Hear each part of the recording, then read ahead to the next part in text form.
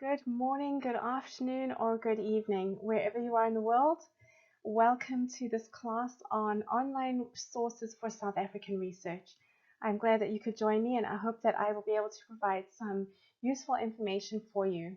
There are some really great online sources for research in South Africa, and we're going to look at my grade 8 in no particular order except for perhaps the first one. Besides locating those original documents for our family, it's also really important that we place our ancestors into their specific geographical, historical, and social context. They didn't live in a vacuum, but they were affected by the events and the people around them. And there are so many resources available to us to help us do that, to sort of put the flesh on their bones so that we can really get to know our ancestors. And who doesn't want to do that? So let's jump right in. So let's start with what is, in my opinion, the number one resource for South African research, and that is familysearch.org. Completely free. You just need to sign up for an account, but you will never be asked for a credit card or to pay for something on FamilySearch. It is well worth your time to really take a look at what the site offers. Yes, there are historical records available to us, but there is a lot more on this site too. When you go to the menu on familysearch.org, go to search, and then you'll get a drop-down menu like you see on the screen. Go to records, and you'll get a screen that most of us are very familiar with. But let's click on the map this time instead of doing a straight search in that search area. When you click on the continent of Africa, you'll get a drop-down menu. Scroll down to South Africa and click on that. Now you're on the South Africa page, which shows you everything that FamilySearch has for South Africa. Lots of wonderful places to go for more information on South African research. On the left of the screen, you can see that there are some learning courses. There are videos on how to research in South Africa. There are not 74 courses, only 3, so I'm not sure why that's there, but some of them may be a little dated, but still worth taking a look at if you're just starting out. There's a link to the FamilySearch Wiki, which is an excellent starting point whenever you're doing research in a new location, or even if you're just wanting to brush up on what you think you know and what's available for South Africa. You can also see in the search box there that this search is to search indexed historical records.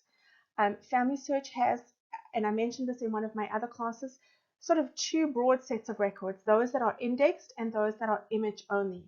So if you search within this box, you are going to be searching those that have been indexed. Now don't forget about those image only collections because they are very important too. So right under that search box is the list of all the record collections which have been indexed. You can see that on your screen. And then right underneath that, you'll find a listing of the image-only historical records. So again, image-only means that these are records that have not been indexed yet, but they're available to you to browse through page by page. Now the next thing that you see on the screen is the catalog materials. Once you click on that drop-down menu, you can filter the catalog to show you collections only for birth, marriage and death, or history, memories and stories. This South African page is full of information to help you. Take a look and see what you think.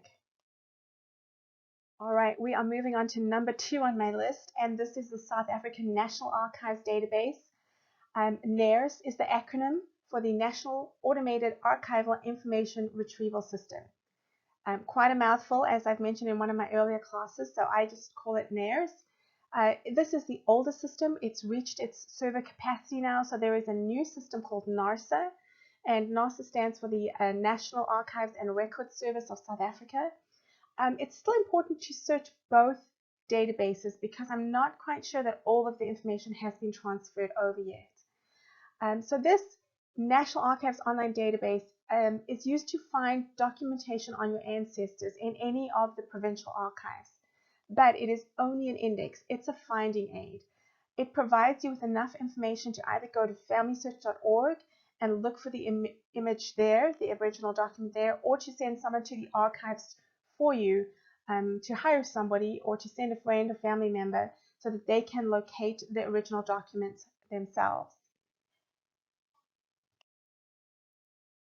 This is what you'll see on the NAIRS search page, allowing you to filter your search either by a specific archive or be able to search all the archives at once. It's a good idea to read their help page so you can get the most out of your search so that you can learn how to search effectively. Now, when you've done a search, the results will look like this. Again, you want to read that help page. But to give you a little bit more help, my next tip is going to be key. And here's where I want to give a shout out to genealogist Matthew Bodie. He has a YouTube channel where he has a video that will take you step by step through the process of searching on NAIRS and then being able to go to Family Search and use that information to locate the original image. Now, not everything that you find on the National Archives database is on Family Search. It hasn't all been digitized, but there are quite a few in particular estate files that you can find there. So go take a look at Matthew Bodie's YouTube channel. He has many videos there that are really key for learning how to research in South African records. Number 3 on my list is the Genealogical Society of South Africa online. The society itself consists of about 12 branches. 11 are based in various locations around South Africa, and then one is online. They conduct several projects, the results of which are published online, freely available to search. I've mentioned their gravestone project in my other class. They publish gravestone photographs on the internet, again, freely available to search their photo albums by name, cemetery, etc. I recently saw this particular project now contains more than 860,000 photographs of gravestones in South Africa. I had a wonderful breakthrough on one of my lines by using the Gravestone Project database. My great-grandmother Christina had married a man by the name of Alexander Charles Ben in Knysna, South Africa in February of 1909. But by 1913, she was married to another man by the name of John Curran. So I had always wondered what had happened to her first husband. I assumed that he had died or they had divorced, but I could find nothing on him after 1909. So I was leaning towards the fact that he had probably died. I contacted cemeteries via email. I either had no response or just a negative one. But a few years ago, I was just doing a routine search on the Gravestone Project database. And who did I find but Alexander Charles Ben? That is his gravestone that you see on the screen there. The cemetery he was buried in had recently been cleared, and photographs had been taken of all the gravestones in that cemetery. And there was Alexander Charles Ben's gravestone. It's not in the best condition, but it does state that he died on the 23rd of December in what looks like 1909 at the age of 28. So very young, and had died about 10 months after marrying my great-grandmother. So I was able to go to NAIRS, and I was able to look on the database there, put in his name and date of death, and locate a reference to his estate file. And in that estate file was his death notice. And that death notice gave the information on his parents' names, his wife Christina, and the date of his death, 23rd of December 1909, all corresponding to the gravestone photograph. But there was another surprise, something that I had not realized. And you can see that at the bottom of the screen there. They had had a child. He was named Alexander Charles after his father. I had no idea that there were any children from this marriage.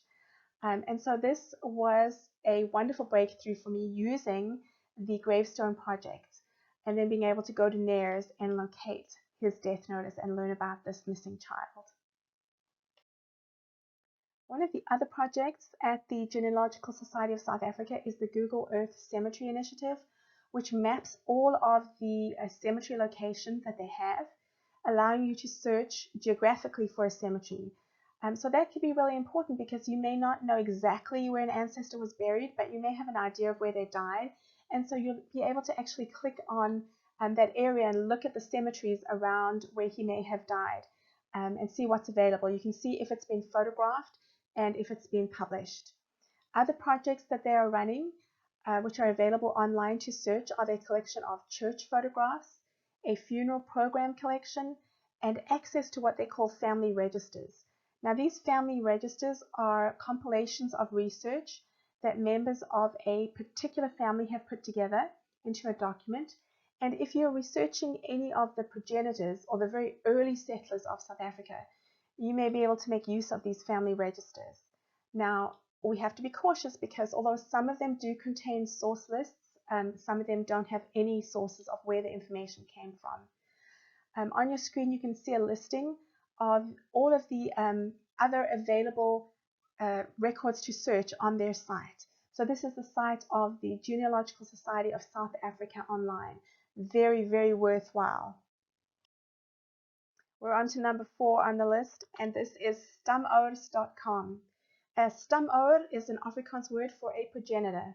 So the very first individual to go to the colonies and to settle there. Now this site is focused on the early Cape progenitors who came from other parts of Europe, Asia, and other places. And as the quotation that you can see on the slide says, many South Africans whose ancestors lived at the Cape are part of one big extended family. The custom of referring to seniors as oom or tannie is not just out of respect, but indeed reflect the reality of the close familial bond and the small collective genetic pool. South African stamouers or progenitors came from Africa, Europe, Asia, and other places. Some were VOC workers, free settlers, Huguenots, slaves, and indigenous. So you can search this site by last name if you know it. It also has some great educational articles on the people of South Africa, the land itself, and also some church records. Now, if you have a stamouer in your tree, you can easily search for the name on the site, and you'll usually see a page like this, with some information on the progenitor and then a contact information for the person who added the info and is researching that line. So this is a great way to make a connection with others researching the same lines as you. And isn't that what genealogy or family history is all about? We want to make those connections that will help us to go a bit further back in our research.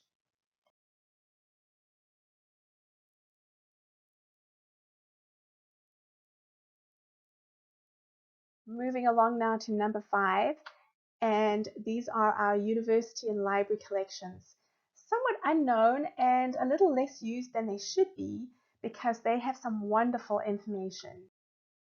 The first one that we're going to look at is my alma mater. This is the University of the Witwatersrand. It's their Historical Papers Archive. They hold over 3,400 collections covering the mid-17th century to the present. And there are many digitized collections available online. For example, there's an 1867 photograph album of the visit of Prince Albert to Cape Town. And there are the extremely fragile fragments of the VOC account books. That's the Dutch East India Company account books from 1698. So go take a look at this, the site and their collections. You'll also find things like the records of the trial, State versus Nelson Mandela, held in the Pretoria Regional Court in October of 1962. Those are available on this site. There are originals of a newspaper published during the siege of Mafeking during the Boer War from 1899 to 1900. And I love this. This was published shells permitting. So if you have an ancestor involved in the siege of Mafeking, this newspaper would be a great way to incorporate some historical context. The University of Pretoria Afrikaner Collection, they hold digital maps, historical books, manuscripts and journals, photographs. They have a good collection of Anglo-Boer War documents and photographs, and you can find books and diaries on life in South Africa. For example, in 1855, the Reverend George Brown moved from England to Graaff-Reinet in the Cape, and he wrote a book titled Personal Adventures in South Africa. So it's a great way to learn about life in 1855 in the Cape Colony. UCT is the University of Cape Town. This is their digital libraries collection, and it has some wonderful online collections. Their digital map collection is really worth looking at. It is a collaborative initiative between the University of Cape Town and Stanford University. And so a selection of African historical maps held in the UCT libraries is also available on Stanford's Maps of Africa site. Now, as well as Cape Town's street maps, they hold African historical maps and military maps made by British intelligence during the Anglo-Boer War. Those were really interesting to look at. There are historic photograph collections as well as more recent photograph collections from South Africa in the 1950s and 60s. So well worth a look at their site. Sun Digital is the name of the collections from the Stellenbosch University. It contains archives, finding aids, history, images, literature, and access to the first Dutch newspaper in South Africa, the Zuid-Afrikaan, starting around 1845. Now, the small article that you see on your screen was published in the Zuid-Afrikaan newspaper in January of 1871. It's a little difficult to read, so there is a transcription on your screen. Now remember, this is 1871 in South Africa, only a very few years after the first diamonds had been discovered on the banks of the Orange River. So diamond fever had hit the colonies, with men either hitting it really big or walking away with nothing.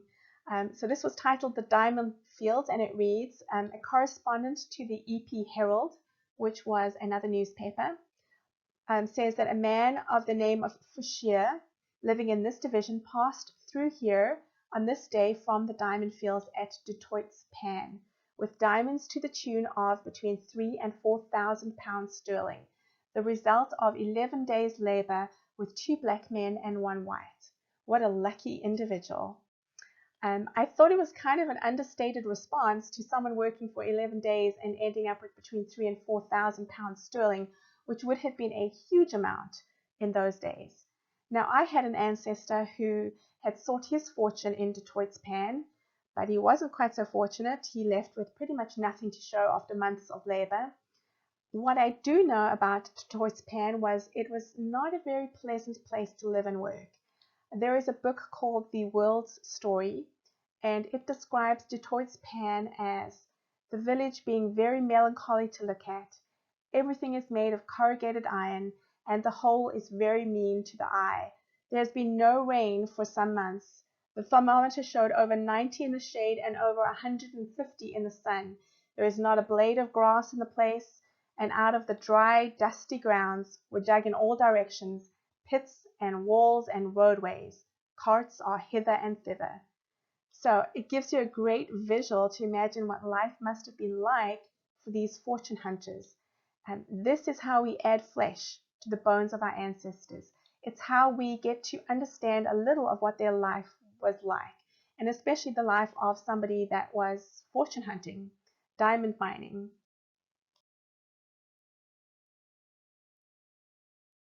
Focusing more on the Kimberley diamond mines, the Afrikaner Library houses an excellent collection of books, maps, photographs, documents, and manuscripts focused on Kimberley, the diamond fields, and then the region's role in the history of South Africa.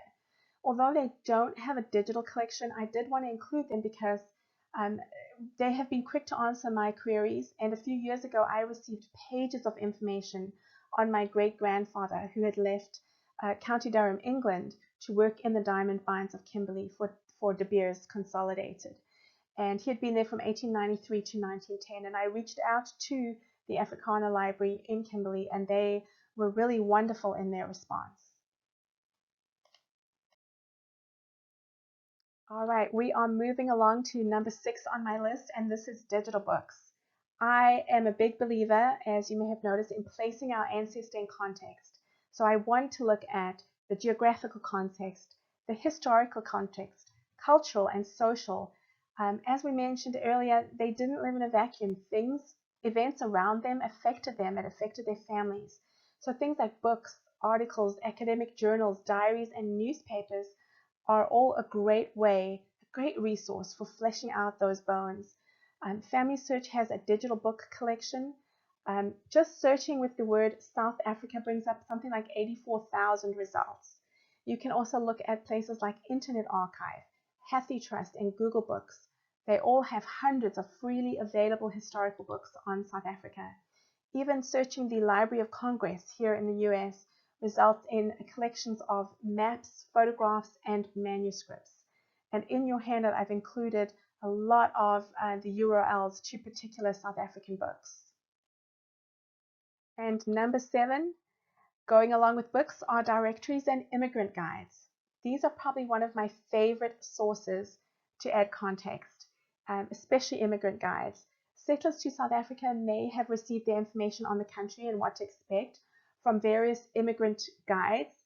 Of course, the main reason for their publication was to encourage immigration, and so they often made life in the colonies sound very easy and very pleasant when it was oftentimes not so.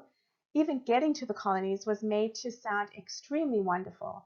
Take a look at the short passage that you see on your screen and how wonderful the journey from the British Isles to the Cape was made to sound. And from the little red box there, it says, "Though voyages to the Cape cannot be promised immunity from the ordinary inconveniences of a sea life, the voyage is one of the pleasantest in the world. The Bay of Biscay once passed, the steamer slips through the summer of the world, free from the storms of the North Atlantic or the hurricanes of the Indian Ocean." It makes you just want to jump on a ship and head to the colonies, right? Now, immigrant guides can be found online for free at archive.org, HathiTrust, Google Books, and in Family Search's digital book collection. Directories can also be very helpful, not only for locating an ancestor, but for gaining some background context to their life. This Natal Almanac and Directory of 1897 contained things like the phases of the moon, a history of the Natal colonies, butter making and canning tips, rail schedules, and outlined the laws of the colony. It also had full-page advertisements, like the one that you see on the screen, including that they had beer that was specially suited to the climate. And at the end is an alphabetical listing of people in the Natal colony in 1897. Now, these directories are a little bit of a hit and miss as to which years are covered and in which areas in South Africa. But we don't have a census to work with, so they can be of great help in locating an ancestor. Those that I've found online, I've included in your handouts. And wrapping up now with number 8, a really great online resource are Facebook groups. Now, while Facebook may not be your favorite social media site, it does have some excellent groups for South African genealogy. And 2 that I'd like to give a shout out to are the groups South African Genealogy. There were about 12,000 members the last time that I checked. You will not find a more friendly, helpful group of family historians and genealogists with vast experience in South African records. I've had so many queries about my own family answered and received great help when needed. If you're using DNA in your research, then you need to look at the group Using DNA for Genealogy South Africa. Very, very helpful, again, with people that are just so willing to help you with any queries that you might have. So those are my top 8. There are numerous excellent websites devoted to South African research, far too many to go into in just 20 minutes. So I've included those links in your class handout. There are really great online resources for South African research, from original documents to books that can give you a sense of what life was like for your ancestor in South Africa. Have fun putting your ancestor into context. Have fun bringing them to life with these resources. And thank you so much for spending time with me today. If you have any questions, I would be happy to answer them. My contact details are on the screen. Enjoy the rest of Roots Tech Connect 2021.